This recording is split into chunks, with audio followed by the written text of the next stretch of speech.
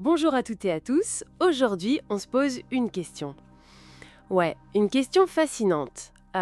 Comment on fait pour vivre le monde pleinement sans se laisser submerger? On va explorer un peu la nature de notre conscience, ce qu'on est vraiment au fond, sous le bruit des pensées, des émotions. On entend souvent parler de prendre du recul, de se retirer un peu, pas pour nier ce qui se passe, mais plutôt pour observer, sans forcément acheter tout ce qui passe. L'idée clé, c'est ça. Ce qui est perçu par l'essence, ou même une pensée, ce n'est pas la même chose que ce qui perçoit. Nous ne sommes pas nos expériences. Enfin, pas seulement. Mal pour ça. Au début, on est fasciné. Waouh, les couleurs, les formes. Et puis, à un moment, peut-être, l'attention peut se poser. Et on réalise que celui qui regarde, le témoin, lui il ne bouge pas. Il est stable au milieu de tout ça. Hmm, intéressant. Le témoin immobile.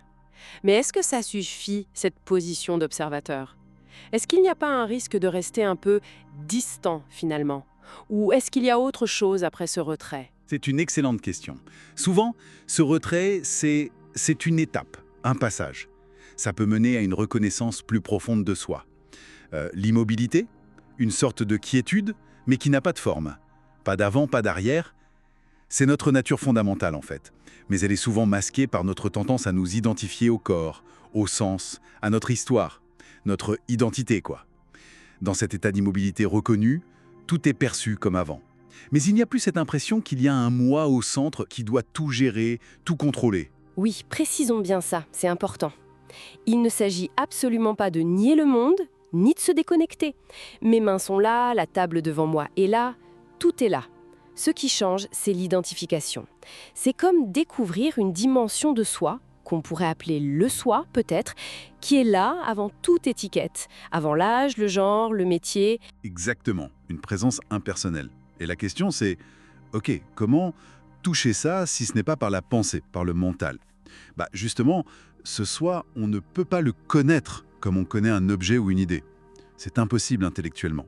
Essayer de le saisir avec la pensée, c'est un peu comme essayer d'attraper sa propre main avec cette même main. Ça ne marche pas. S'il fallait vraiment utiliser des mots, l'affirmation toute simple « je suis », voilà, ça pointe un peu dans cette direction. Mais même ça devient superflu à un moment donné. Ce qui apparaît naturellement quand cette identification limitée tombe, ce sont comme des parfums, oui. Une joie sans raison, un amour qui n'a pas besoin de cible, une paix solide. Ce sont juste les conséquences de cette reconnaissance, pas quelque chose qu'on fabrique. L'image du miroir est souvent utilisée et elle aide bien, je trouve. Un miroir, ça reflète tout ce qui passe devant, parfaitement. Sans effort, sans garder l'image. Il ne contient rien, mais il révèle tout. C'est une présence passive, en quelque sorte. Mais alors, ça m'amène à une autre question, un peu vertigineuse. Qu'est-ce qui se passe si on met deux miroirs, l'un en face de l'autre? Ah, excellente image et excellente question. En fait, ces mots qu'on utilise, notre discussion ici, ça peut agir comme un miroir. Ça essaie de refléter ce qui, par nature, ne peut pas être vu par notre moi habituel, notre identité de tous les jours. Ce n'est pas une philosophie de plus à comprendre, attention, ni une croyance, pas du tout une compréhension intellectuelle, c'est plus une invitation. Une invitation à reconnaître directement ce qui regarde à travers nos propres yeux, la source invisible de tout ce qu'on perçoit. D'accord. Donc, si on essaye de résumer l'essentiel, notre vraie nature, ce n'est pas quelque chose à atteindre, à construire. Ce n'est pas quelque chose qu'on sait avec la tête, mais ce qu'on est, fondamentalement, tout le temps.